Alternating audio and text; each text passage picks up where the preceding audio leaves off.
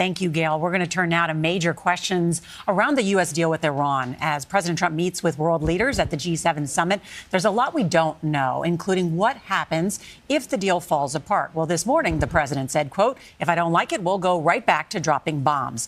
Today, we'll try to get more details from the man with me here on set, Vice President J.D. Vance. He has been heavily involved in these talks, and he's also out with a new book, which we'll get to in a moment. It's called Communion, Finding My Way Back to Faith.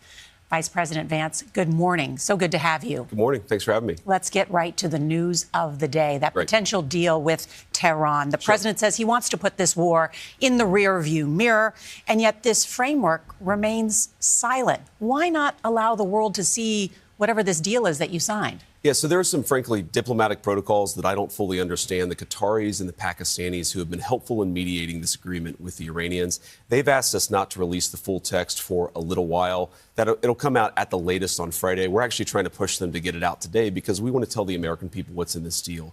All right, people. John, here's something big just broke. Vance said the administration's top Iran priority was keeping gas prices low. Trump immediately countered that the top goal was preventing Iran from getting a nuclear weapon. The public contradiction sparked speculation of a rift, but the reality is a policy disagreement being managed, not a full-blown feud. The White House is now scrambling to contain the tension. What we've got is Vance describing the administration's priorities one way in an interview, and then Trump publicly describing them differently almost immediately after. That's a real documented clash in messaging, a real disagreement in how these two are framing the Iran situation to the public. But it's not some screaming match, not some personal attack. It's two guys at the top of the administration seemingly not reading from the same script.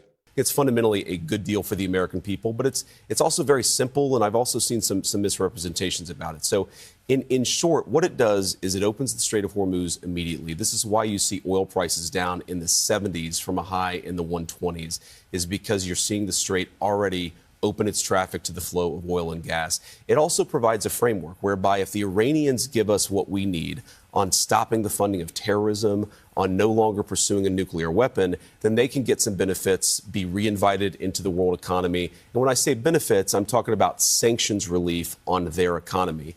We've destroyed their nuclear program, but one of the things the president is trying to do is give them the incentive not to try to rebuild that program for the long haul, so that it's not just us. We don't have to worry about Iran having a nuclear weapon for the next couple of years, but for the next generation, that generation doesn't have to worry about it either. You understand why people want to see the details on this. And Americans, the economy, it's been hurting. I mean, gas prices up more than $1 since the start. On one of the biggest foreign policy issues happening right now. Here's why this matters, and why it's not just some minor gaffe you can brush off. The Iran situation is one of the most consequential foreign policy challenges facing the United States, and how the administration communicates its priorities shapes public perception, market reactions, and ultimately the effectiveness of the strategy itself. When there's serious tension with Iran, especially given Iran's strategic position along critical shipping routes, markets react fast, and that reaction shows up directly in the price you pay at the pump. So when Vance goes on national television and says keeping gas cheap is priority number one ahead of stopping a nuclear Iran, of this war with Iran, how quickly will those prices go down? Well, I believe gas prices nationally got up to an average of about $4.50. They're already down right now about $4. When you see oil going from 120 to 75, that means the gas prices are going to come down a lot more over just the next few weeks.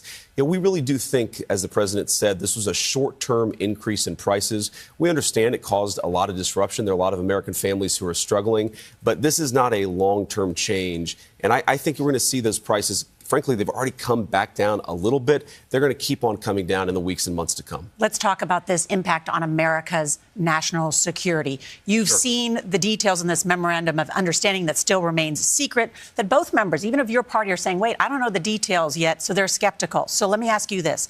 Can you confirm that it is going to end all sanctions against Iran, that it will ensure reconstruction financing of at least $300 billion for Iran, and that it will release all frozen funds, which could be more than $100 billion.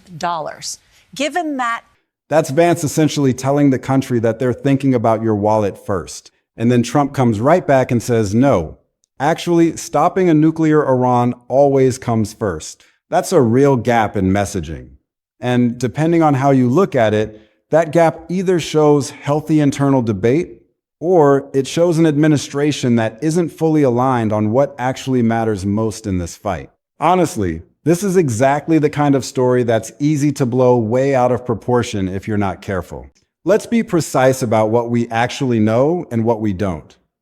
We don't know that Vance and Trump had some kind of screaming match behind closed doors. We don't know that Vance is secretly trying to undermine Trump's foreign policy. Amount of money flowing into Iran. How does that amount of money flowing into the chief exporter of terror make America safer? So none of those things flow to Iran unless Iran fundamentally changes how it behaves with the world. If you look at the memorandum of understanding, and again, it's going to come out whether later today or on Friday, what it fundamentally says is Iran can have their economy with less sanctions on it, but only if they change the way that they interact with the world. So let me just give you a very concrete example. So let's say the United Arab Emirates, not a single penny of American money would flow to Iran. I want to be clear about that, even if the Iranians do everything that they're supposed to. But if the Emiratis, say, wanted to invest in a power plant in Iran, they actually can't invest in a power plant in Iran so long as Iran is under the current sanctions regime that the United States has. Now, we're not going to lift that sanctions regime unless Iran stops funding terrorism, unless Iran stops trying to rebuild their nuclear program. So what the president is really saying is if Iran fundamentally transforms how it deals with the United States and the region, the rest of the world, then Iran can get some economic benefits.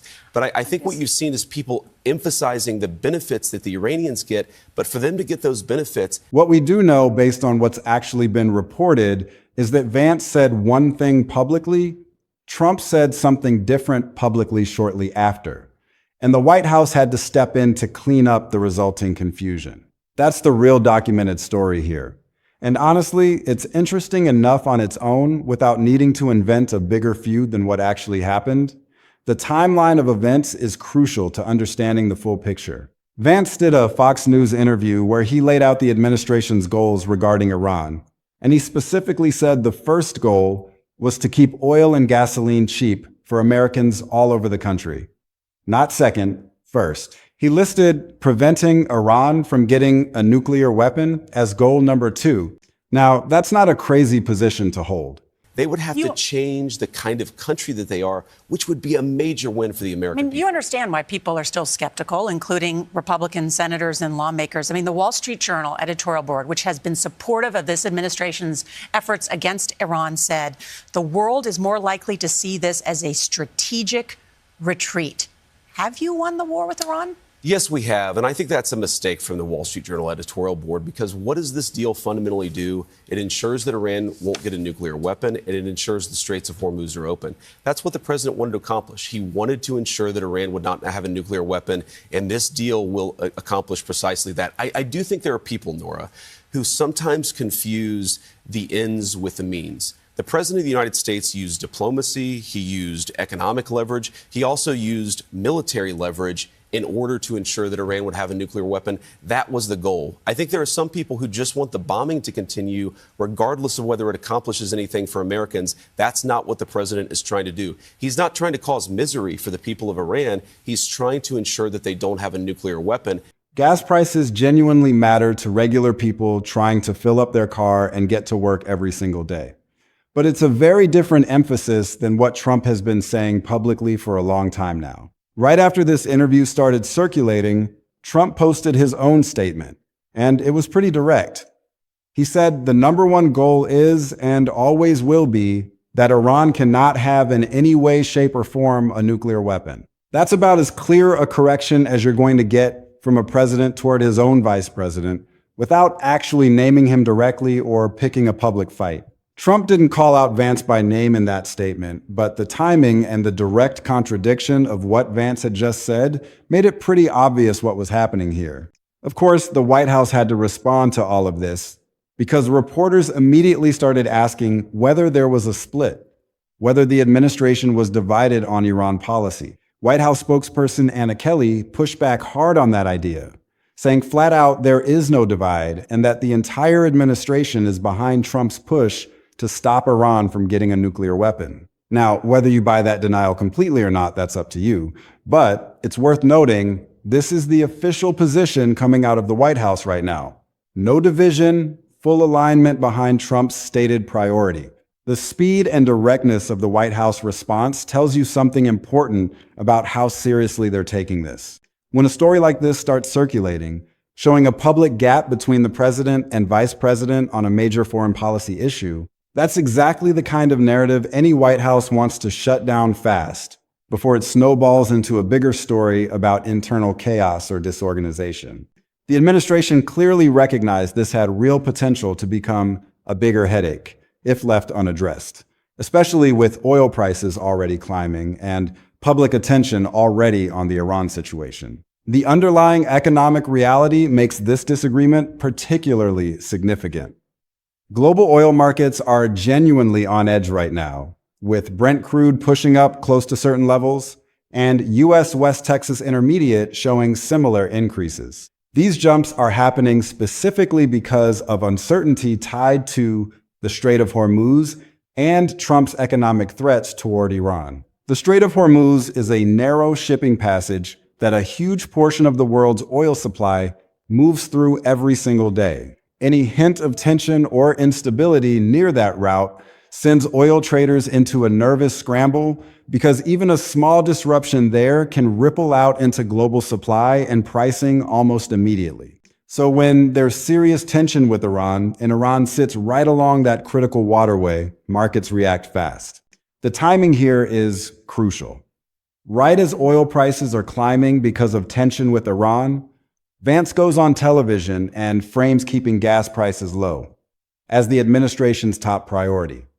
That's not a coincidence. That's Vance clearly trying to get ahead of a real, tangible economic concern that regular Americans are going to start feeling at the pump if this tension with Iran keeps escalating. He's essentially trying to reassure the public that they know rising gas prices hurt and they're prioritizing keeping that under control. But by publicly ranking that ahead of stopping a nuclear Iran, even if that wasn't his intention, he opened the door for Trump to come back and reassert what Trump clearly sees as the actual top priority: national security over short-term economic messaging.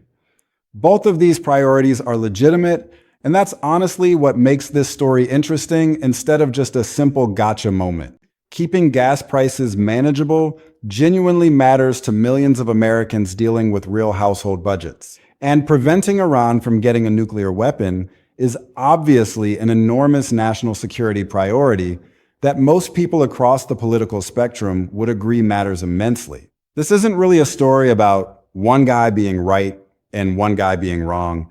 It's a story about two different framings of the same broader strategy coming from two different people at two different moments, creating a public impression of misalignment, even if the underlying goals aren't actually in direct conflict with each other.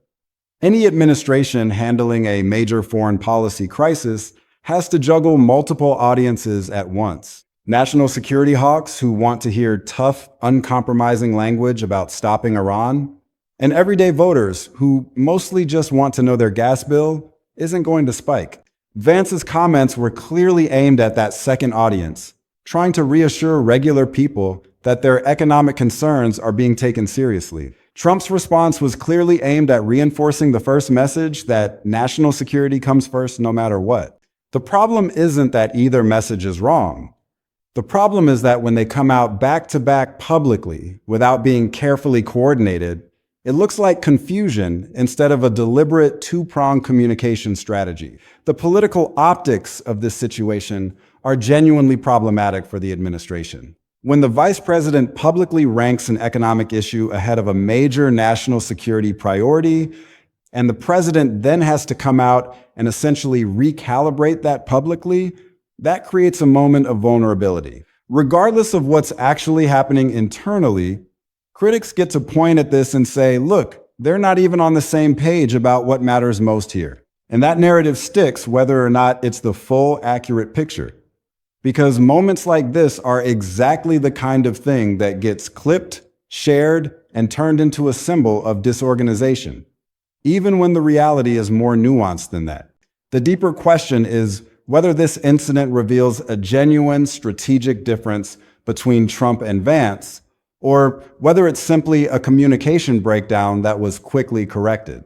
The fact that Vance himself later acknowledged that there were, in his words, debates and discussions happening inside the administration about next steps regarding Iran suggests that this wasn't just a random one-off gaffe. There's genuine internal conversation happening about how to handle this situation, what the priority should be, and how aggressively to pursue different pieces of the strategy. At the same time, though, Vance made a point of saying that senior officials, presumably including himself, were following Trump's orders. So even while acknowledging real internal debate, Vance was also clearly signaling that whatever discussions are happening, Trump's the one calling the shots here, and everyone's falling in line behind that. This is actually a pretty revealing window into how the administration operates behind closed doors.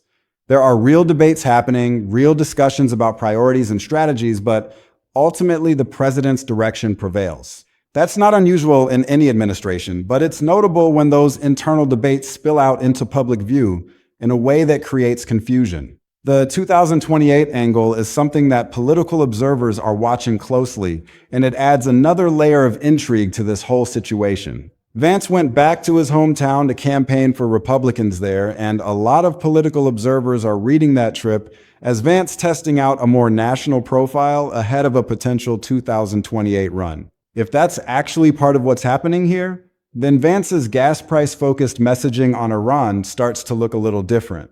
Maybe less like a slip-up and more like a deliberate attempt to build a political identity that's slightly more restrained on foreign policy and more focused on kitchen table economic issues that resonate with everyday voters.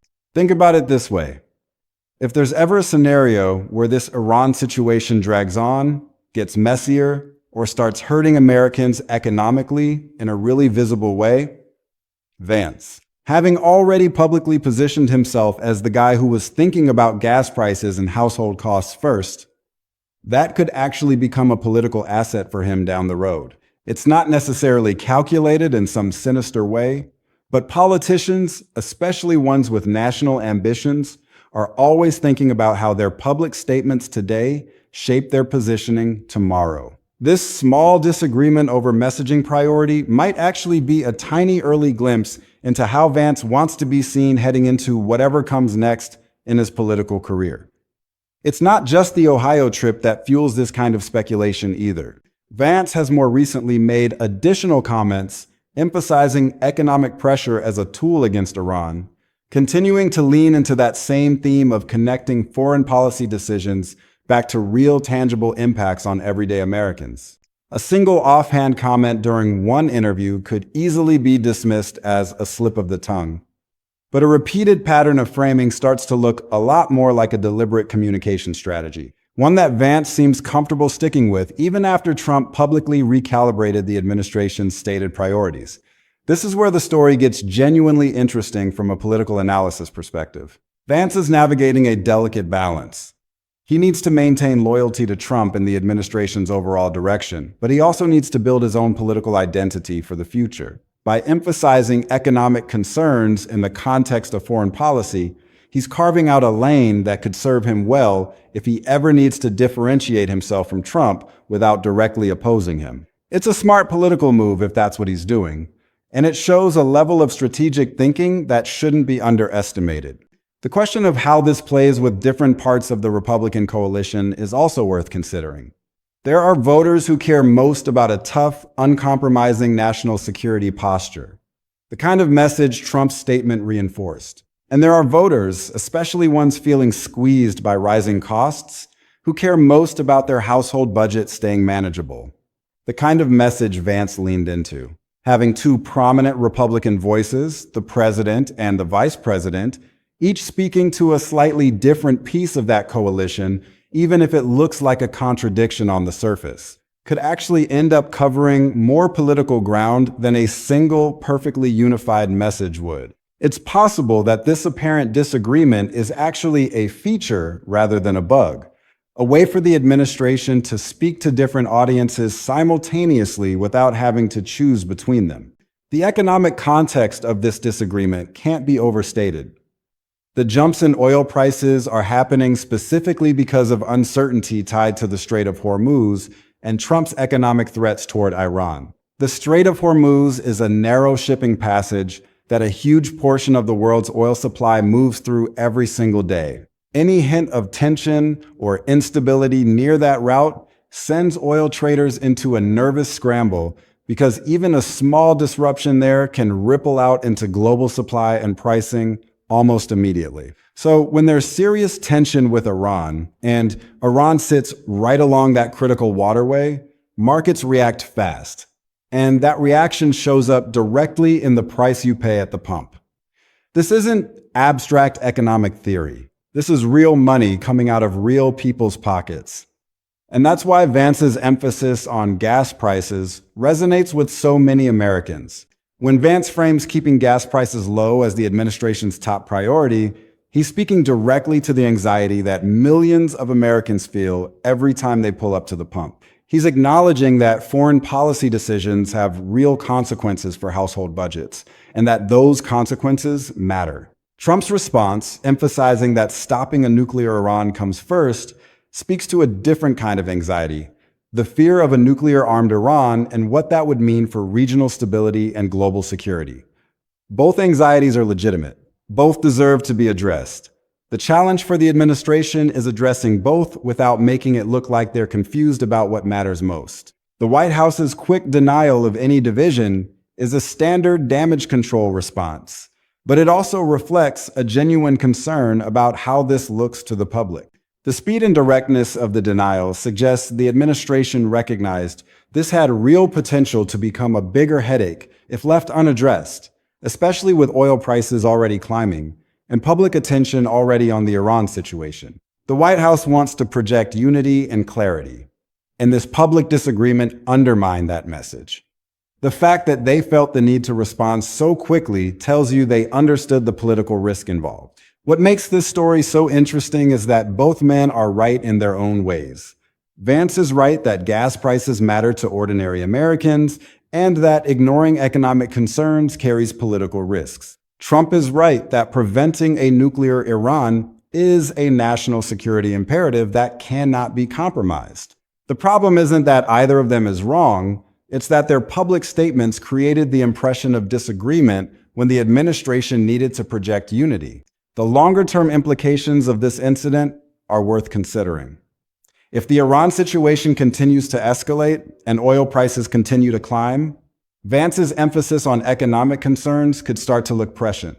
He'll be able to point back to his comments and say he was the one who understood that ordinary Americans were worried about their pocketbooks. On the other hand, if the situation resolves peacefully and the nuclear threat is contained, Trump's emphasis on national security will be seen as the right approach. Either way, both men are positioning themselves for the future, and this incident provides a window into how they're thinking about their political trajectories. The question of whether this incident will have lasting consequences for the Trump-Vance relationship is harder to answer. Public disagreements between presidents and vice presidents are not uncommon, and many of them fade away without causing lasting damage. What matters is how the two men handle the situation going forward. If they can demonstrate that they're working together effectively, despite this public disagreement, it will likely be forgotten quickly. If the disagreement festers or leads to more public contradictions, it could become a genuine problem for the administration. The key thing to watch is whether Vance continues to emphasize economic concerns in his public statements about Iran. If he does, it will suggest that this wasn't just a one-off comment, but a deliberate communication strategy. If he pulls back and aligns more closely with Trump's framing, it will suggest that the administration successfully reined him in. Either outcome tells us something important about how this administration functions and how much autonomy Vance has to develop his own political identity. The media coverage of this incident is itself a story worth examining.